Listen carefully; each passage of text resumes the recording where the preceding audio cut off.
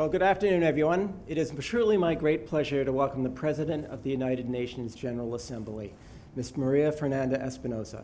I'd also like to extend a special welcome to the organization's supporters, staff, and all the other distinguished guests. We're excited that you could all join us right here from the crossroads of the world in Times Square as we get set to ring today's closing bell. Now let's get things kicked off with a big round of applause before we start.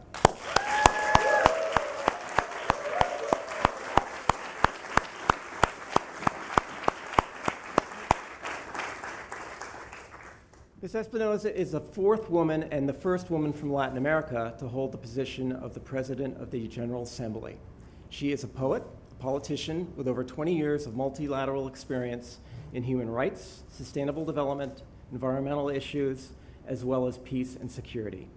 She has served Ecuador as Minister of Foreign Affairs twice, Minister of National Defense, and coordinating Minister of Natural and Cultural Heritage.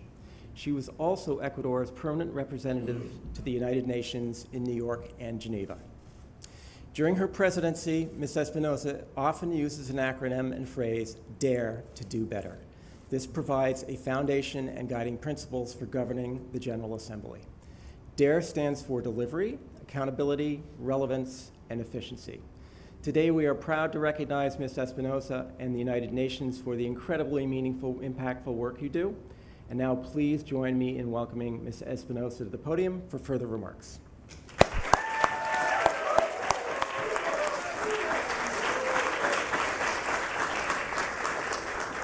Thank you very, very much, Charlie, for this very generous introduction and for acknowledging the great work of the United Nations. I am the President of the United Nations General Assembly. It is great to be here representing the Parliament of Humanity. We call it the Parliament of Humanity because it's the world's most democratic forum with 193 member states working together to face the global challenges, from climate change to terrorism to inequalities. One country, one vote, one seat. We're all equal, regardless how many square kilometers.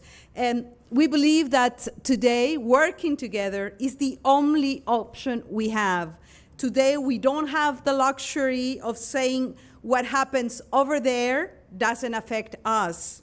As you know, only too well, developments in faraway places can send shockwaves around the world, affecting lives and livelihoods, markets and marketplaces. If we are to address the challenges we face and harness the opportunities of climate-smart growth, for example, we must work together across borders and across sectors. Just like the campaign I am running globally against plastic pollution, which is called Play It Out, and in-house at the UN to reduce our consumption of single-use plastics. World leaders launched the Sustainable Development Goals, the 17 Sustainable Development Goals in 2015, which is our blueprint and action plan for a fairer and more sustainable world.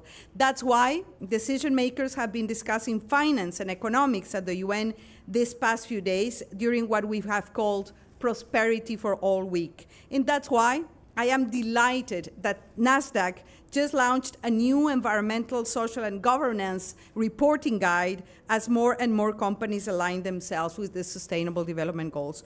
So together today, we can ring the closing bell on extreme poverty and ringing a prosperous and equitable future for all people everywhere. Thank you. Thank you very much.